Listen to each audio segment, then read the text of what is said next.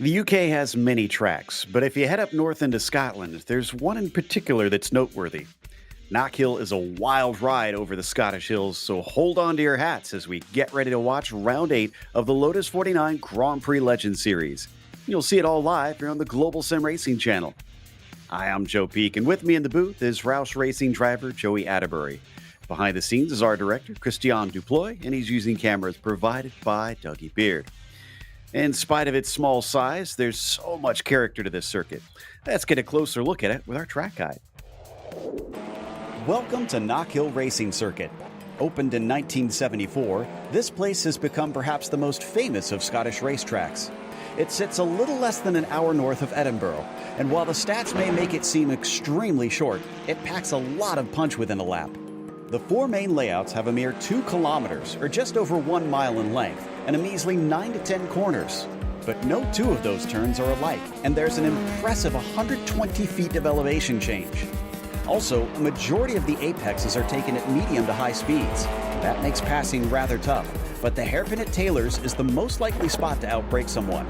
Otherwise, you'll just have to wait for a mistake from your rival. Perhaps the aspect that is most unique here is that the circuit can be run clockwise or counterclockwise. Naturally, this changes the nature of some of the corners, but a few things are the same no matter which way you run it. Duffus Dip is a sketchy one in which it can be hard to judge how fast you can take it. And the chicane, which has become notorious for the way touring cars blast over its curbs, requires incredible commitment from the driver and stability in your setup. Speaking of which, expect to set up your car to have to handle the aggressive curves that guard the insides of pretty much every turn.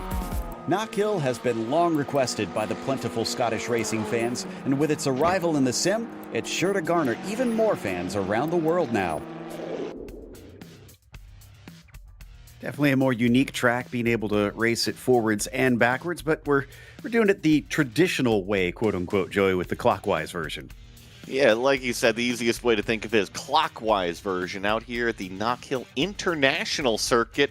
First opened back in the 70s up in Scotland, like you heard Joe saying. A very, very short and technical circuit, 1.26 miles and only 9 turns. Let's circle a couple areas, and I'm looking at turns 1 and 2, a huge amount of elevation change, and you can also kind of launch the car over those curbs, so be careful not to get any slowdowns between cutting those apexes there. And then I'm also looking towards that chicane, and it really kind of feeds into it from turn 4. But then turn 5 and 6 is really where you get the uphill jump over those giant red curbs, kind of those bread box curbs there. And then turn 7 is actually a little bit of a tricky corner, especially on the exit there at Always Seaton's, to kind of tighten up, and that track exit kind of jumps out at the drivers. And then turn number 9, probably our best passing area on this entire circuit. Heavy on the brake zone, and you can definitely have multiple entries on there if somebody's kind of crowding the inside or you're side by side. So it is a small circuit. It's going to be very, very tight. I think that it's going to be managing the jumps over the chicane, and then don't run into your buddies in a couple of these areas. Well, let's take a look at the championship, because now we're kind of on the downhill portion towards the end of the season. And Andreas Valenteus continues to lead with another win last time out at Summit Point. McClarich kept him pretty honest, but he did not beat him, so he didn't get the points. We'll see what he can do here today. There's only been 2 races so far in our 7 rounds that Andreas has not taken a win at. Jorge Nieva hasn't quite seen the consistency we tend to see out of him from past seasons, at least not as high up as we're used to seeing, but we have had an influx of newer drivers. And Togo Husada has been a little bit hot and cold, if we're honest. Look at Verbruggen and Kocky, though, tied for 5th position. That should be fun to watch. Those two tend to wind up near one another on track pretty frequently. But that, of course, is our top 10 in the F1 standings. Let's head on over to the F2 standings, Joey. Right now, it is led by one driver out front, Jem Matson. You see 27 points ahead of Jonathan Jordan, a nice healthy lead. And then only a handful of points between Jonathan and Mitch Heller for 3rd place there. A few points between Mitch and Tobias Harnvey for 4th place. Alan Graham also included inside of that top 5. And Roberto Pengrazi kind of hanging on to it as well, only 4 points behind Alan. A little bit of a gap between the next battle, which is tied between Ben Summers and Thomas Willershausen. include Mats Linden and Andres Bruno inside that F2 driver standings for the top 10.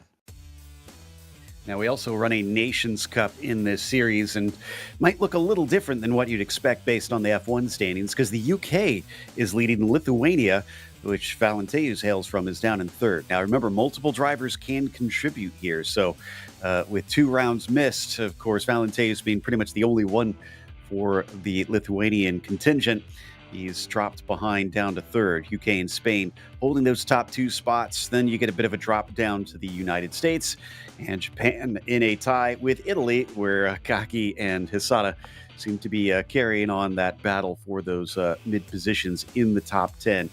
You've got Singapore and Netherlands, Norway and Finland rounding out the rest of them. But let's hop over to our race details before we check out the qualifying. We are in that downward slope towards the end of the season, round number 8 of 12. 43 laps. Yes, 43 laps around Knockhill. That is how quick these laps go around here. Open setup is always, and the community is very welcoming. So go join those Discords, join the group out there, figure out the fast setup, and come on out here and race. No spare car, so if you pick up any damage, well, you're going to have to drive with it out there on the racetrack. A drive-through penalty at 17 incident points, disqualification at 25 incident points. We cover this every single week. I firmly believe that keep your car clean in these open wheels. Don't go banging into your competitors out there, but we do have lots of potentials for off-track incidents here between these couple of chicanes and a couple of these blind corners with the elevation change. You do have to keep an eye on it today. Yeah, it's going to be easy to rack them up here or there. And they've got a lot of laps in this race as well, so you can't really afford to do 1 per lap. As we watch Nieva cross the line and take it right up to the wall. That's his second lap, I thought. Actually, no, this is his first lap. So he may have deleted that lap just now by brushing the wall.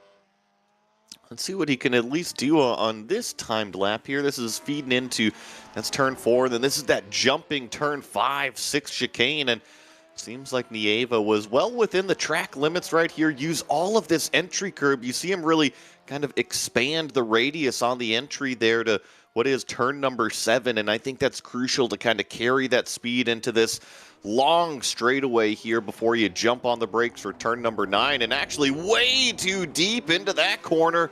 Maybe Nieva is going to be trying to set up this next lap as well. Yeah, well, let's see if it counts or not. And it does not. So yeah, he knew he needed to try and back up that corner, get as big of a launch as he could. Uses that pit exit coming into turn 1. This is going to be critical because he's going to be starting from the very back with only 5 drivers having failed to qualify.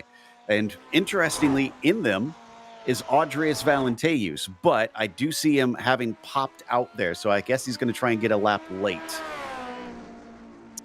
Remember, 45 seconds roughly is what these cars are doing in terms of a single lap around here. So, yeah, you can wait until under 2 minutes to actually lay down your first time. Let's see if Valentejus, let's see if this time is actually going to pop up on the board here, if he's going to go for lap number 2, a 48.178, I think is what I saw. But once again, that was a warm-up lap. This will be his first real timed lap.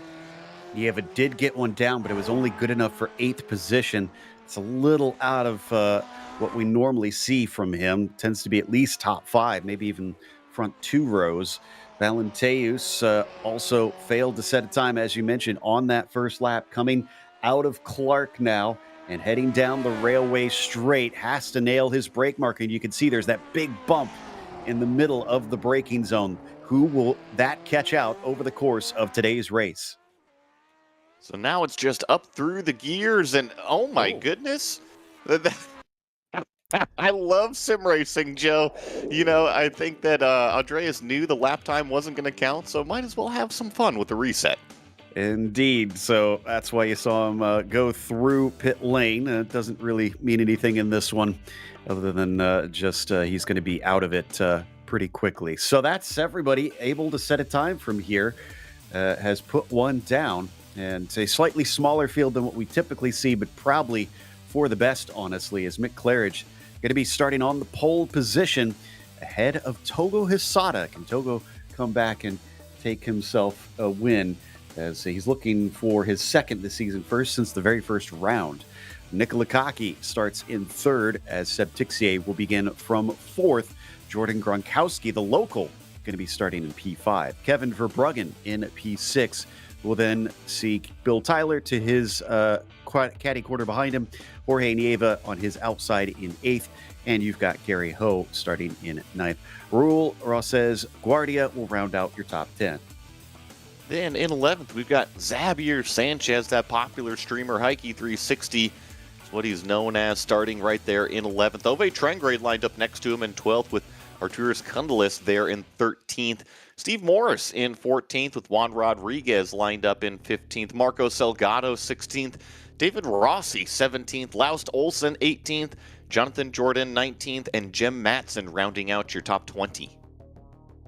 21st goes to Ray Oliver with Tobias Harnvey in 22nd. Then it's Leonard Schnebel in 23rd. Thomas Tuba P24 today with a quarter century going to Mats Linden. Josephine Becker 26 as Audrius Valenteus the highest to not set a time 27th. Dylan Freckleton in 28th and Jason Clapper 29th.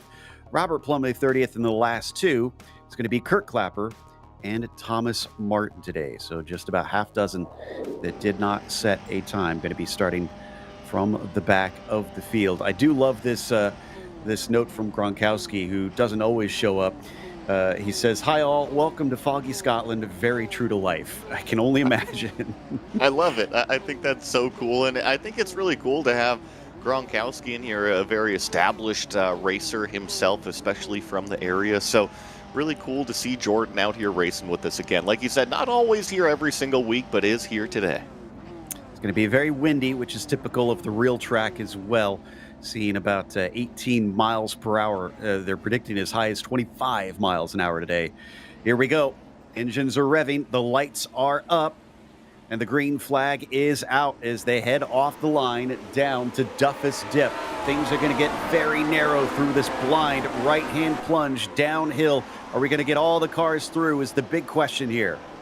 And this is tricky on the opening lap. Make sure to not get that slowdown penalty. It will be a nightmare for the rest of your race if you do this on the opening lap. And here comes the second danger area, the chicane of 5 and 6. And poor Jonathan Jourdain got a little bit of a hit coming into that first corner, and that sent him off to the side of the track. I think he might be severely damaged from that as he's limping along. Meanwhile, Claridge leads Sasada coming down into Taylor's. This is going to be the main place we'll see passes attempted, but it can be critical coming out of it because it's another long run down the main straight. You could see cars kind of poking their nose in there. Was pretty impressed to see that purple helmet of Gary Ho make a huge lunge into that turn 9 hairpin the first time and was able to make it stick down the inside. He's actually going to be side by side with Bill Tyler down into turn 1 and 2. I don't think that's what either of them wanted to do. Ho's going to come out victorious, although he goes a little bit wide coming off the corner. You can see the car is already sliding around a lot. Bill sneaks by, kind of shoved out of the way. Gary Ho has to take evasive action. Now it's caused a chain reaction behind him. Guardia on the back foot as Trangarade manages to sneak up the inside. And then behind them, even more of it happening is now Xavier Sanchez being overtaken by Kundelis. You're right. Just because of that little slip up in the side-by-side between Gary and Bill, it just created this huge moment. Look at that 3 wide going into turn number 9. I think that's Xavier Sanchez all the way on the inside trying to do that move that he saw Gary Ho do just a lap ago. That inside line still has some grip. And not just Sanchez. Guess who that is? That's Valenteus. He's up to 13th on lap 3. 14 cars, make it 15 maybe, as he's working hard now on Kundelis. I didn't even realize that, you know, and we should have talked about him starting from the back. This is an extremely awesome, should I say, opening lap, and I think there's a car off directly in front of him. Andreas here in this number 1 car looking for more spots. He's got Kundelis, like you said, directly in front of that lime green number 8. I have no idea what it's going to look like, but I hope maybe we'll have a chance or a brief period we could look back at, that opening lap on board to watch and see how he did that. That's a real magic trick. I didn't know you could pass that many cars. I'm going to go back on my screen and take a look. I know that there's always some stack-ups and there's a few areas that you can kind of take advantage, but this racetrack is relatively narrow. There he goes, another pass done for Valenteus, this time on Bill Tyler. He's actually going to bring along Kundelis right there with him with that open door. So His charge to the front is still continuing on. He's about 8 seconds behind the lead, so there's your marker. If he's quick enough, he could try and run down Mick Claridge, but he's going to have to pass a lot of cars to do it. Even still, we check in with Kevin Verbruggen versus Jordan Gronkowski. Jordan going to get overtaken with Jorge Nieva watching from behind. Battle down the front straight, and it looks like Gronk is going to slip right back in. So this is the replay on top of the screen. Look at Valente, who's got an excellent initial launch and then going down into turn number 1. Apparently he said, you know what, this is my racetrack and the seas just parted. Yeah, excuse me, pardon me, coming through. I know everybody. Whoa, okay, so that helped right there. That was a couple spots. I didn't realize we had an incident coming out through Butchers, or I think that may have been McIntyre actually. But there was at least 2 or 3. And then there's another one right there coming up into Clark. Man, it's just the confidence he has coming up the inside of these cars.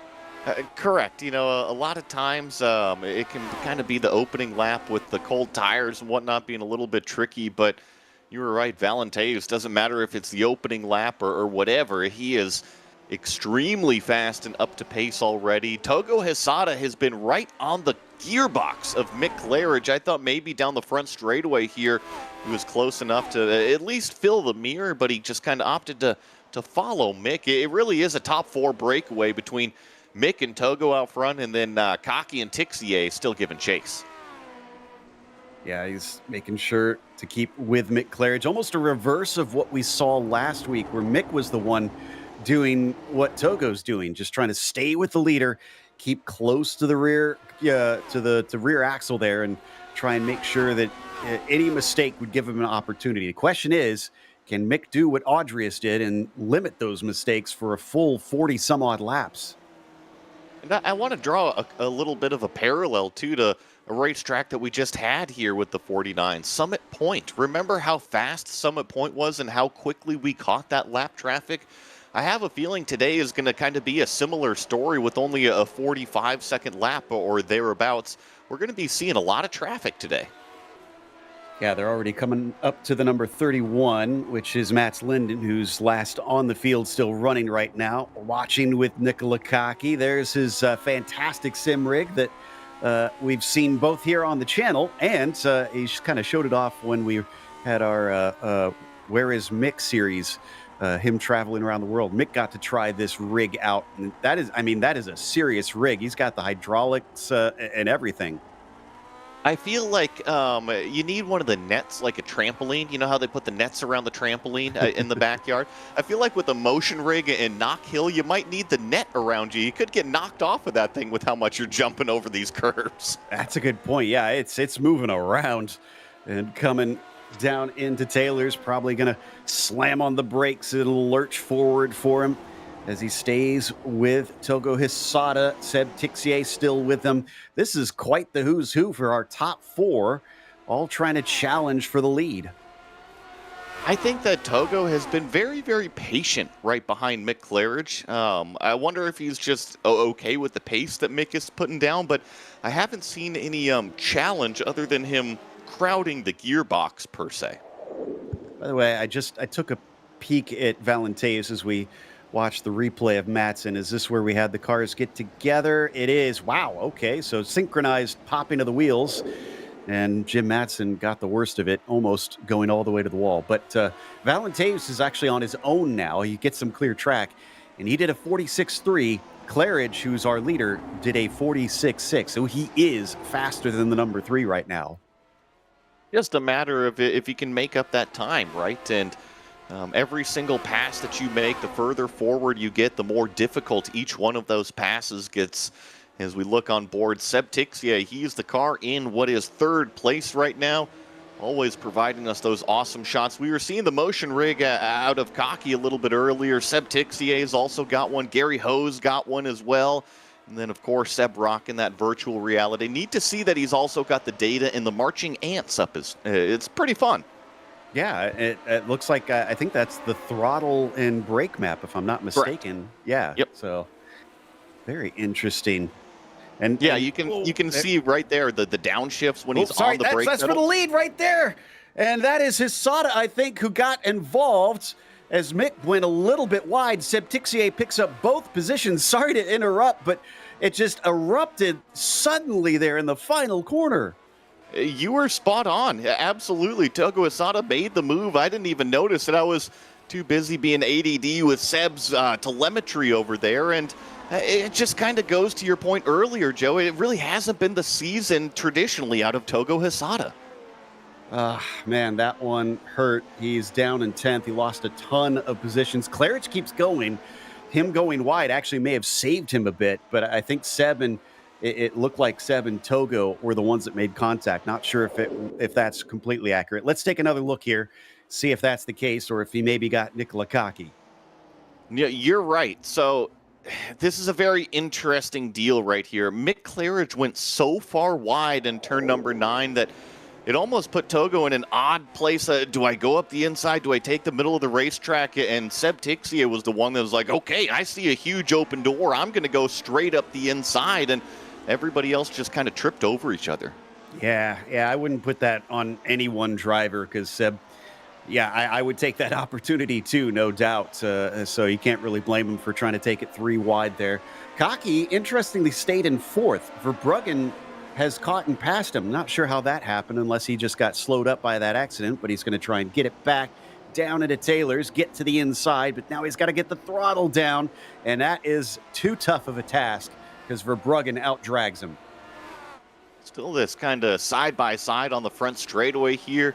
Kaki in the green helmet's going to have to shift back into the racing line. Looks like he does that nicely, but he's got the local Gronkowski now directly in his rearview mirror that he's going to have to worry about. He's also got Nieva. That's the blue car with the orange stripe and the orange helmet.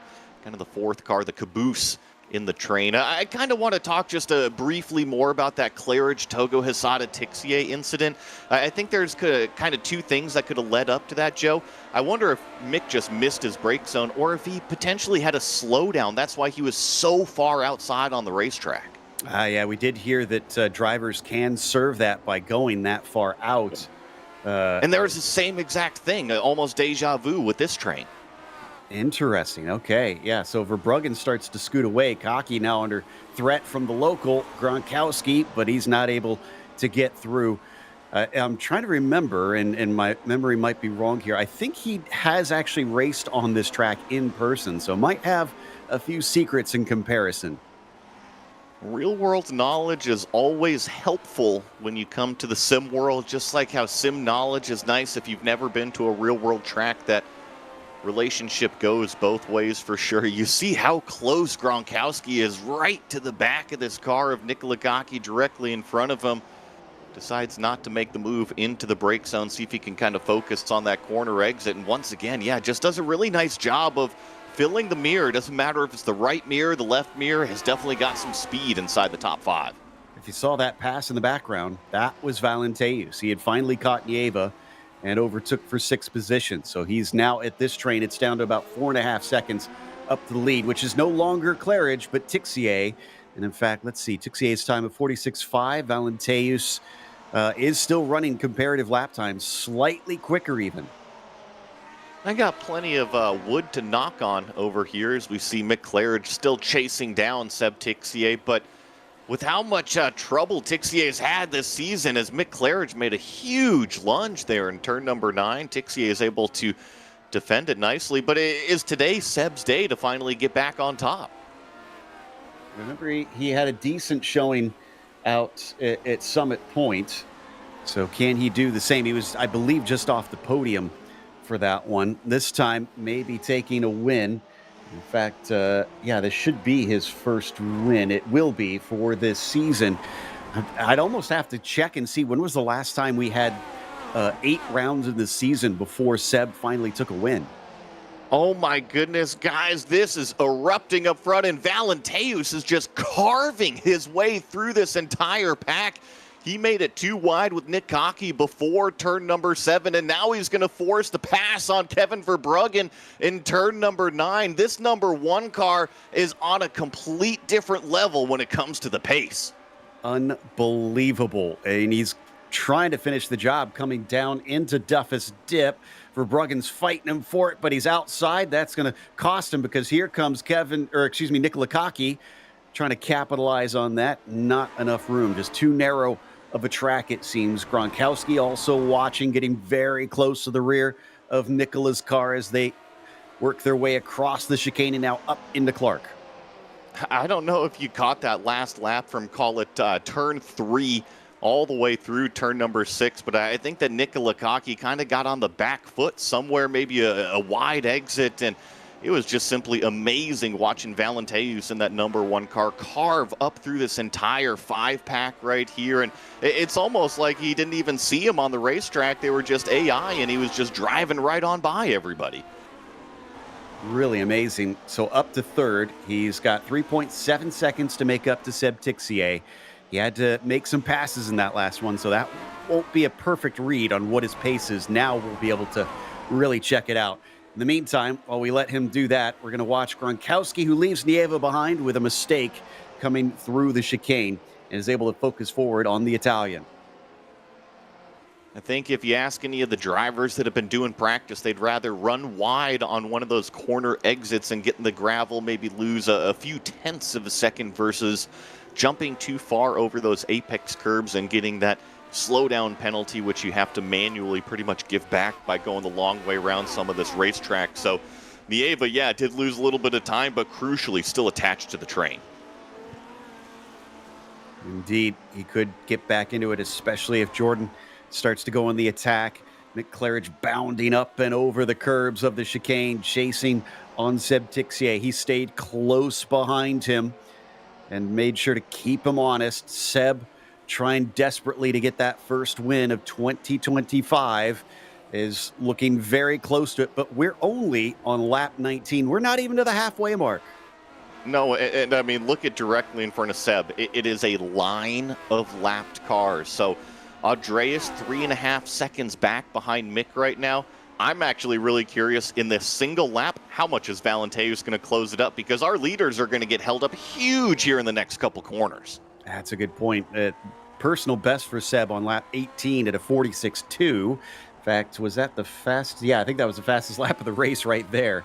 But Seb Tixier has been running decent ones, a 46.3 last time by. Question is, who will be able to navigate all of this lap traffic the best? Multi-class racing experience might actually come in handy here today. Once again, Mick just showing the nose.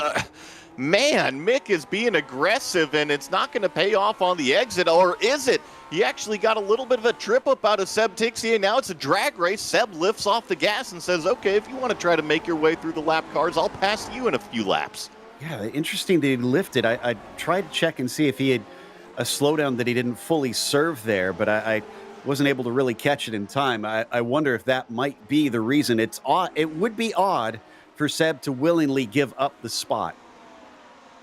Maybe my only thing is, look at how aggressive Mick is being going through this traffic. He is almost just kind of charging into the corners, and once the car is there, he's like, all right, I'll deal with it then. So maybe Seb is just being a little bit more forgiving when it comes to some of this. And here's the other part.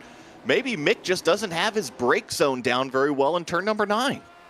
Or it could have been another serving of the penalty. Yeah. I'm going to keep a closer look on my entries page, which will show us those furled black flags to see if any of them pop up, because I have a feeling that's going to be a bit of a story for today, especially with these two taking every inch they can now, going through the traffic at one of the worst parts here, up and over the chicane. They manage it for both of them. And, you know, while we were talking, Seb retook the lead there somewhere with, oh, I'm sorry, it happened there in turn number 9. So Seb is the one that's charging there again. And it almost looks like slot cars when they decide to go past these other lapped cars when they lift off the gas. It's pretty crazy seeing these closing rates. And once again, Seb's just going to out-drag the number 30 car down the straightaway. That's Tobias Harnvey. They're putting a lap down. Yeah, they've lapped all the way up to 19th place out of 32 cars already. So I mean, gosh, they probably might lap up to the top 10 by the time this race is over at the rate that they are going. Mick still giving watch here up through Butchers. It climbs and crests over the hill as we check back in with Jordan Gronkowski once again. And I'm sorry to interrupt you as we change the cameras. There's contact between Claridge and Tixier, the front right of Mick Claridge to the left rear of Seb Tixier. It almost seems like when you jump over the chicanes and you don't get that run and you don't kind of stand on the gas, it can definitely get tripped up. And what was 3.5 seconds back to Valenteus, now down to 2. This time I was able to catch it. Seb did have a black flag, so that explains why he got caught up the way he did. This is one of those corners right here where they often will get that, coming down through Duffus Dip. They'll be cutting across that quite big, and there is the replay. Just a little bit wide there, defending the inside, and despite being a nose ahead, he was not able to finish the job, and Mick falls back to P2 again. So what was 2-some seconds, now down to 1.8 seconds between Claridge and Valenteus. And we did just kind of go over that halfway point. So I would almost call this like the halftime break. And if you're Valenteus, you started all the way in the back. You've got the leaders in your sight, and you're only at halftime. I think that's a pretty good first half. Yeah, I'd say he has done a lot of what he needed to do. The brunt of the work is over as Ove Trangerade gets overtaken by Sanchez and Guardia, who gets through. We got an accident coming off the final corner. Guardia comes to a halt and then is able to finally get it going.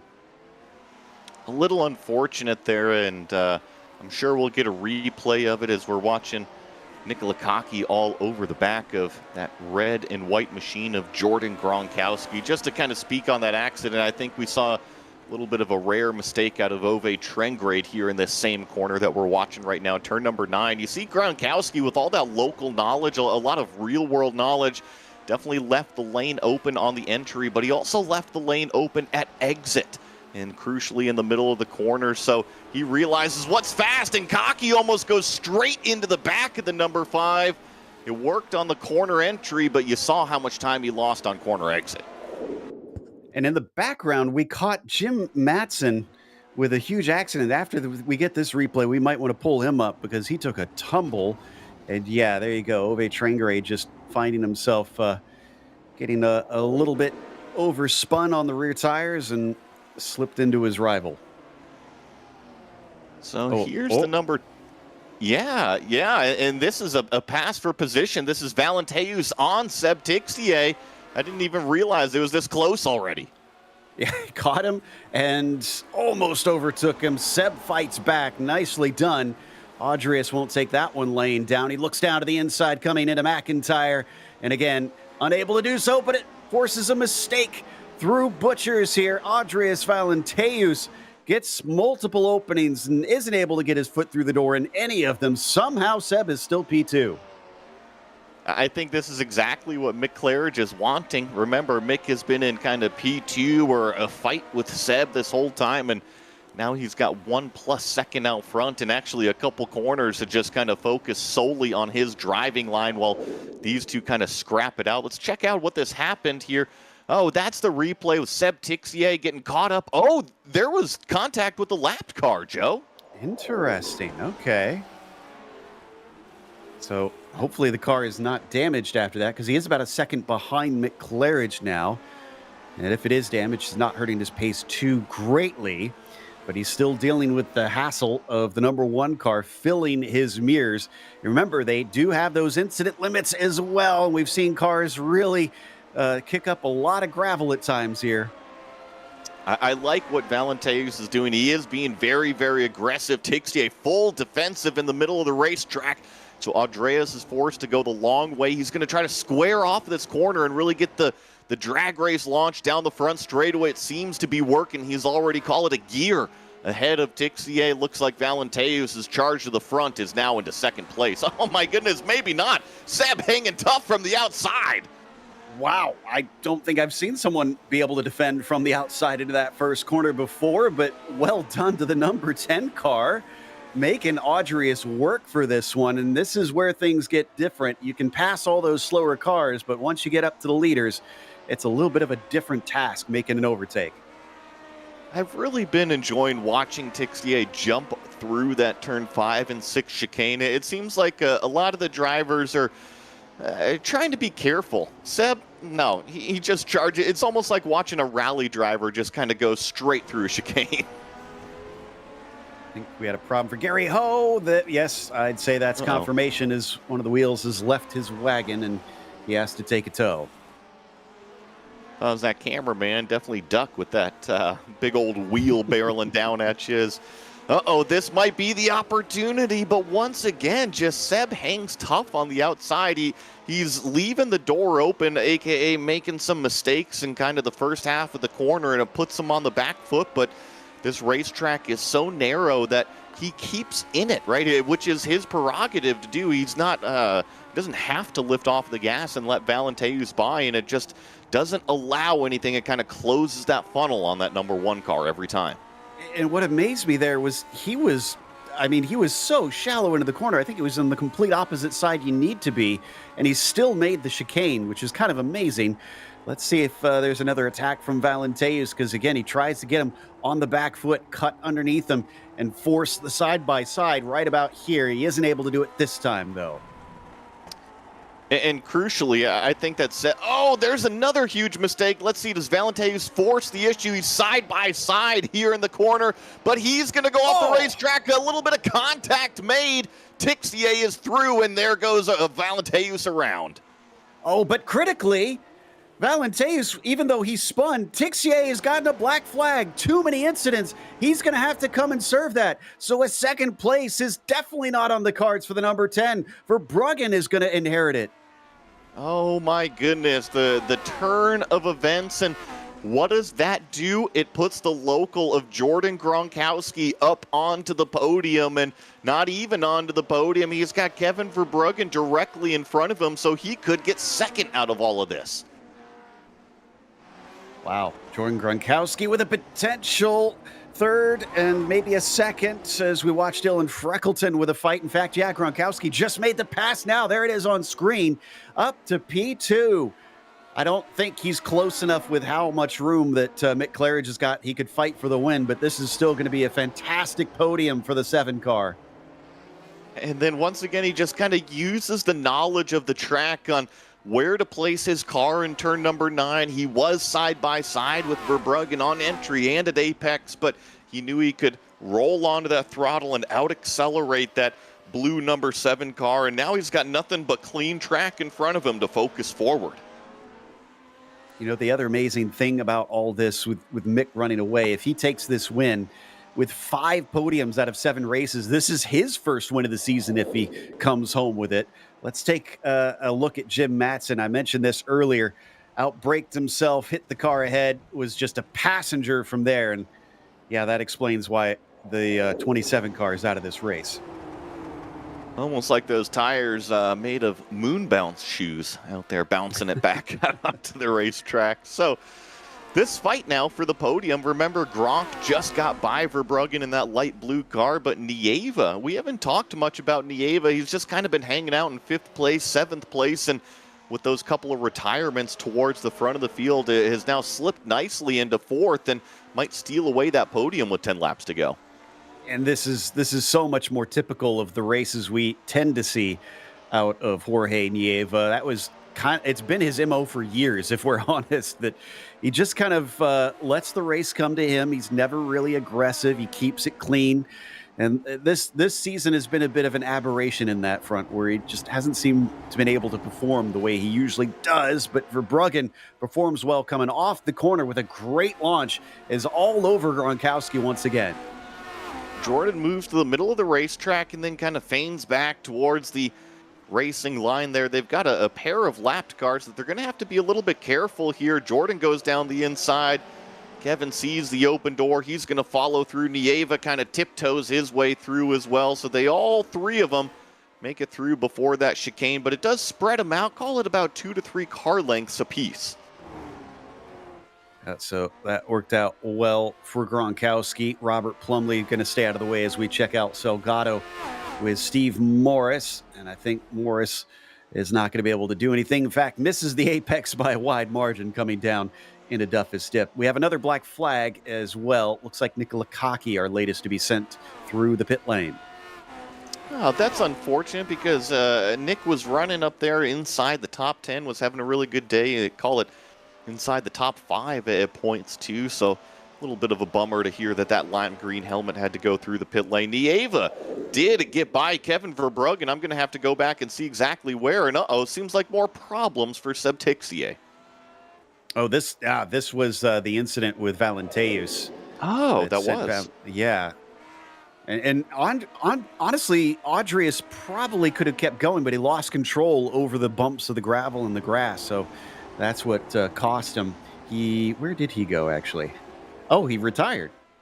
Yeah, because he spun around, and I noticed that he might not have gotten on the brake, and so he backed it into the tires there. I wonder if he actually picked up damage by backing one of those rear axles into the tires.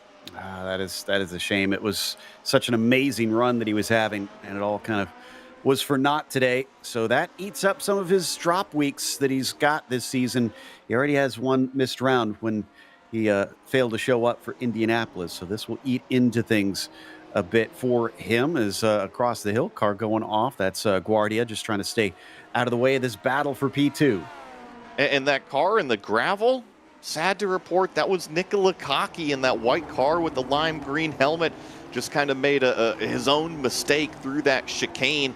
I'm actually surprised we haven't seen more cars kind of lose control. These drivers have been doing an extremely good job to hang on to it. Here's another shot of that replay between Tixier and Valenteus. And yeah, I think that's might have been, you know what? There might have been right rear damage already from the contact between the two of them. Absolutely. I saw the same thing you did. It was wobbling on its axle. So yeah, it must have just knocked it loose. That would make more sense why he didn't return then. It came from the initial contact, it looked like, as we watched Nikola Kaki all the way down in 16th. Has not served his black flag yet. Here is what you were talking about. Whoops! Just a little bit of a tank slapper. That's the definition of a tank slapper, right? It starts to slide one way, you correct it, and all of a sudden it slaps back the other way. But thankfully, nobody was there to make any sort of impact. So this battle, Nieva versus Verbruggen. Kevin's got by Jorge at some point in the last handful of laps. So this is that podium fight lockup down there in what is turn number 3. That's going to open the door for Nieva. But just like what we saw out of Seb Tixier earlier, even if you make a mistake, stand on the gas and that funnel can close in the next corner. Up and over Clark once again. Named perhaps for one of the most famous of Scottish racers, Jim Clark. And as they come down into Taylor's, big look down the inside from Jorge Nieva. Verbruggen will shut the door. Watch. Oh, no, that's not a Seb Tixier behind them. That's a lapped car, actually. Tixier, though, is about 5.5 seconds back, it looks like. It's Guardia right behind the battle that we're watching here as we ride on board Nieva up in that top screen. I'm actually pretty impressed with Guardia in that number 14 car. Yes, he is a lap down, so it's not for position, but he does have the number 14 board. He's a little bit further down than I think he expected to be, but he's kind of taking notes behind these two fast guys.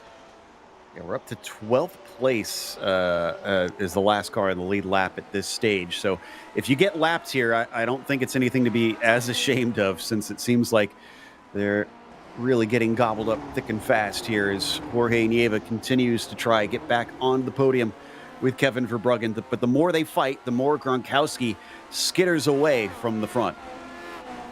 And that's now up to 1.6 seconds between that light blue machine of Verbruggen to Jordan Gronkowski and that white and red car that's actually already out of frame. And once again, Nieva just showing the nose down there into turn number 3. I think he's maybe got that first sector down a little bit better on the minimum speeds and where to turn in the car. And Kevin Verbruggen maybe just on the back foot a little bit. I felt like not long ago I said we were only halfway through this thing, and now I look at the laps for Mick Claridge. He's ticking off lap 42, so 2 laps to go.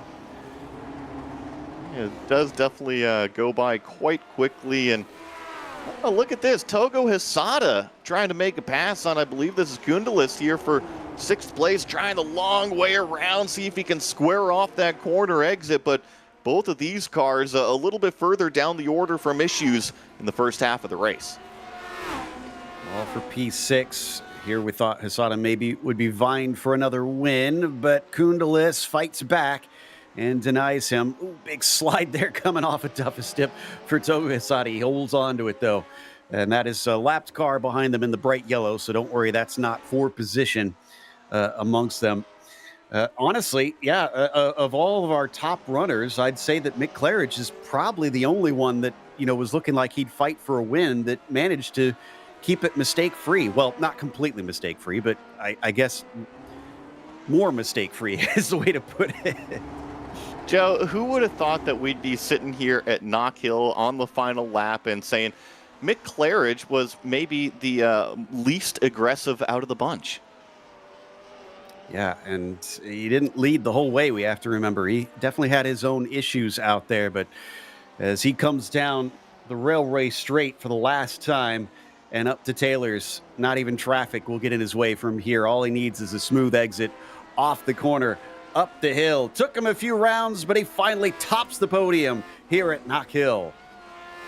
Celebrations inside that red number 3 car, and Jordan Gronkowski, the local, puts his knowledge to use, comes home with the second place. Verbruggen does round out that podium, so he was able to hold off Jorge Nieva, and even though that Seb Tixier had all those problems, he still comes home with the top 5. Well, we thought Valenteus would be our hard charger. It wound up being the typical driver. Instead, Jason Clapper gets 29 positions. But how about Dylan Freckleton as well? I know we saw him a little bit during this one, but he needs a lot more credit. He's getting a top 10 after starting in 28th position, up 18 spots. Yeah, a terrific job back there from Freckleton. And you're right, Clapper plus 20, Freckleton plus 18, and it seems like Mick Claridge has chosen destruction as his form of victory donuts.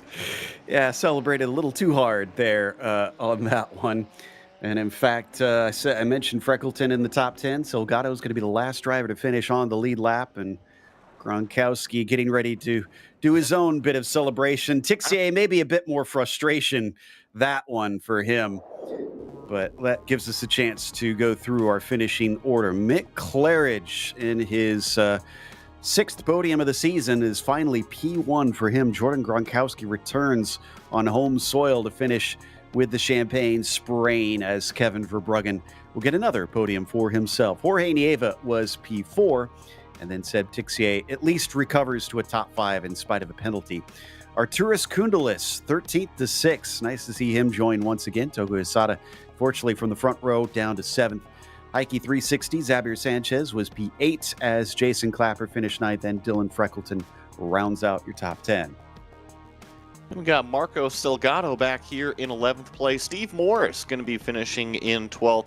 Juan Rodriguez in 13th, with Guardia back here in 14th. Robert Plumley with a 15th place finish, and a shout out to Robert because he was also a big mover, plus 15 on the day. Laust Olsen finishing in 16th, Tomas Tuba in 17th, Thomas Martin in 18th, another big mover, plus 14 for Thomas. That's usually a name we don't see too much in here. Mats Linden 19th, and Nicola Kaki unfortunately slips back to 20th. Josephine Becker was 21st, Valenteus a DNF back there in 22nd. Harnvey actually did complete the race, but 13 laps down. Ray Oliver as well there in 24th behind him. Gary Ho, a DNF with Trangrade and Matson. And I believe everybody else below here down to 32nd. All did not see that checkered flag, unfortunately, which is kind of be expected, honestly, at this track. We tend to see a lot of drivers fall by the wayside with it being such a bull ring of a circuit. That said, it definitely gave us some action today, and I have to say, it's only the second time they've come here, Joey. I hope they come back soon. I love this racetrack. I think it's kind of often overlooked on the sim. You look at it, 1.26 miles, 9 turns in length. It's known as a small touring car track, if you will, or an entry open-wheeler track. And I think it has character. There's lots of racetracks in the simulator that can kind of get lost with that character. And just between the elevation, the chicanes, the jump, this one has character, and every time you put a good number of cars on it, they stay packed up, and the racing is top-notch. It gave us so much fun, that is for sure. I did see some chatter that we are expecting to get some people in chatting with us. I am shocked that Mick has not shown up yet, because usually he's willing to come over no matter where he finishes on this one. And I'm pretty sure that Jordan was asking about coming over. So we'll give them a moment before we close this up, because we definitely want to chat with them about that one. But this definitely throws a wrench in the works for Valenteus, because Mick Claridge, I think, has finished no lower than, I want to say, about 5th or 6th place so far this season. Well, I know that you're right. Mick usually comes in and talks to us. I think that maybe still scraping that barbecue, handing out the hamburgers after his race win. I'm sure that he's in a good mood, always part of that community, and talking everybody up too. So 10th place looks like the lowest finish he's had. And we're going to chat with Jordan Gronkowski instead. Jordan, congratulations. 2nd place finish here today. An impressive one, especially with how hard you had to fight for it. How much was the local knowledge coming into play on this one? Thanks very much. Local knowledge. I've definitely had races in real life at Knockhill that have been pretty intense, and that was right up there. I have to say, it was pretty mad. But no, everyone was pretty clean, and I really enjoyed it. Just jumped in this week because obviously I had to jump in to represent Scotland when I saw the Lotus 49 was coming back here again to Knockhill, so I thought I'd give it a go. So having not been in the car for about a year, it was a bit of a baptism of fire. But I'm glad I did. It was great. Enjoyed it. Well, you came out of Phoenix, honestly. That was pretty impressive for how long you have been gone. Did you expect to finish in a P2, like you said, since it's been so much time? No, not at all. The guys, I don't think I finished P2 on pace, to be fair. Are you still there? You still hear me? Yep, we still got you. Oh yeah, okay. No, my screen just went black for some reason, but no, I didn't expect to. I don't think I'm there, as I say, on pace. I was a bit lucky with incidents and things, but whilst I knew from practice I wasn't as quick as some of the guys, I think I had pretty good consistency. So a bit like real life at Knockhill, it's key just to be consistent, and I just tried to stay out of trouble and try to take opportunities when they came, but not dive for anything that maybe wasn't on. And yeah, it worked out this time. Sometimes it doesn't, but this time it worked out. Well, and this place also kind of known, you mentioned the fog, because we talked about your little quip there before the race. The wind here also kind of notorious, and I noticed it was around 20 miles an hour thereabouts during the race. Were you feeling that in the car? Yeah, I mean, even without the wind, with the undulations here, this car is mental at Knockhill. It's far too big for it, really. In real life, you certainly feel the wind. I just obviously raced in Formula Ford, and that's a little tiny thing, but you still feel the wind pushing you in the straights. But with this car, yeah, I mean, it's bad enough over the crest, over the start-finish line, especially when you go into top gear and the car just goes loose. So yeah, the wind blowing you around doesn't help matters. Well, again, just an amazing run. Congratulations on 2nd, and I hope we'll see you back some more. Yeah, I enjoyed that. Thank you. So you never know. I think we're away the next few weekends, so I won't be in for a while. But you know, it's always my kind of go-to car, the Lotus 49, when I'm not doing any kind of big championships or anything. So yeah, I really enjoyed that, and it was. I'm sure I'll be back soon. That was Jordan Gronkowski finishing P2 today. I'm not going to lie, Joe, I kind of want to get him in the booth. I love listening to that accent. But in the meantime, I believe you've caught up with our winner, Mick Claridge.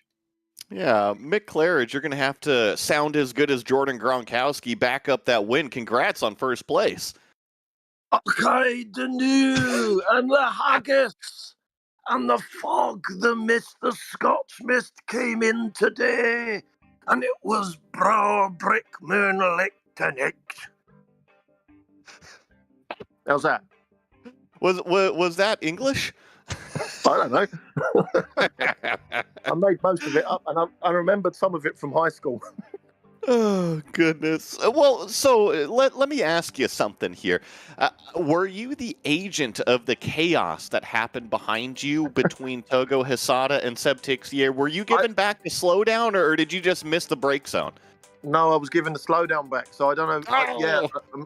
Yeah, they was completely out of my vision, and the trouble I had on lap one, my headset locked up, and I was like, no, I'm going to get a black screen. Every time the headset locks up, I get a black screen, and I just stayed looking straight, and it freed up, and I didn't move my head for the rest of the race, and Joey, you tried going around that hairpin looking straight. It was a nightmare. I can't believe I finished the race. And that's pretty impressive that you were able to race your way through that. Talk to me about the battle with Seb Tixier there. It seemed like you guys had a good back and forth for a handful of laps. Do you know what? In all the years I've known Seb, we have never had a fight on track. I don't think we have ever had a battle. We've had like comings together like we did at whatever that track was, the one with all the left-handers, and we came together there and he ended up in the gravel. That's been sort of how our races have been. You know, this is the first ever time it's been a fight, and I just loved every minute of it, even though I couldn't sort of look to the left or the right, you know. But yeah, I loved every minute. And then I don't know what it is, but I seem to have bad connection at this place. I don't know why. All the cars that are going over the chicane, they look like they're going to roll over left, you know, and crazy stuff like that. So he hit the back marker, and nothing happened in my screen on his car. And then all of a sudden, he was doing like a wheelie at like 60 degrees. And I was like, okay, so, and then he came off the next corner, and then that was the end of it. So, and then after that, I was just looking at the Delta, and I was just, you know, I saw Jordan behind, I saw Kevin behind, Audrius was there. God knows what's going on behind me. So, yeah, it's just so good to get a win again.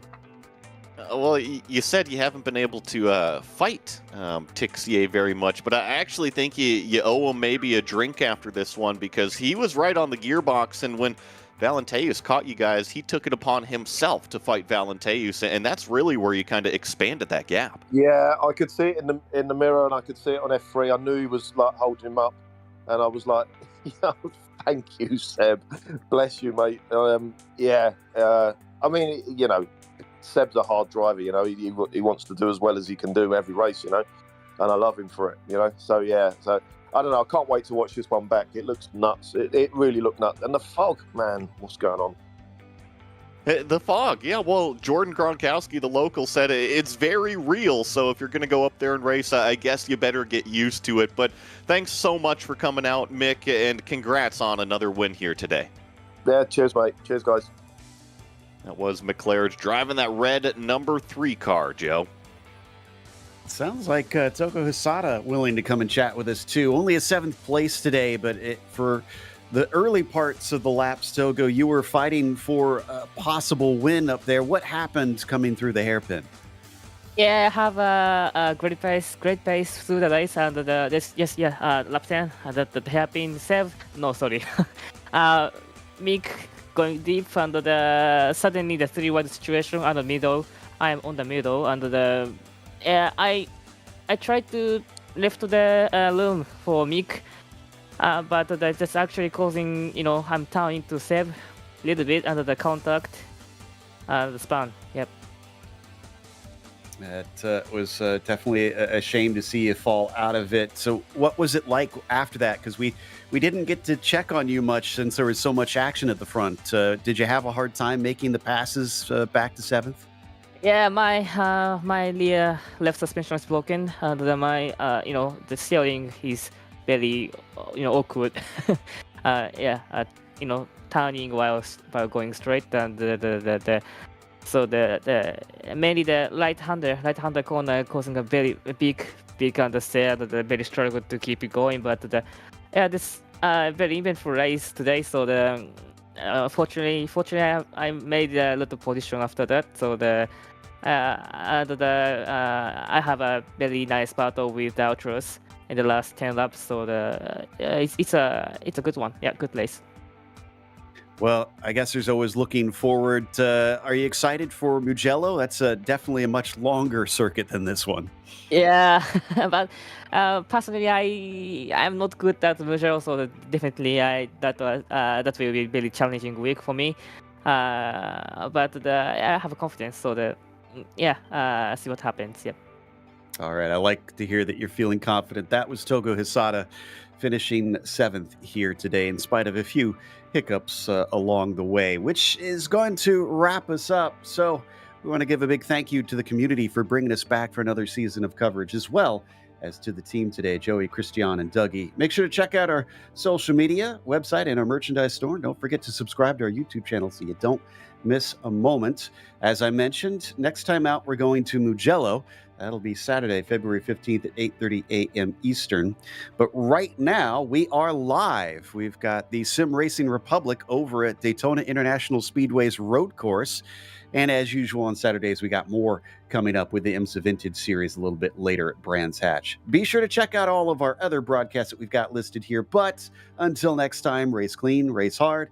We'll see you on the track.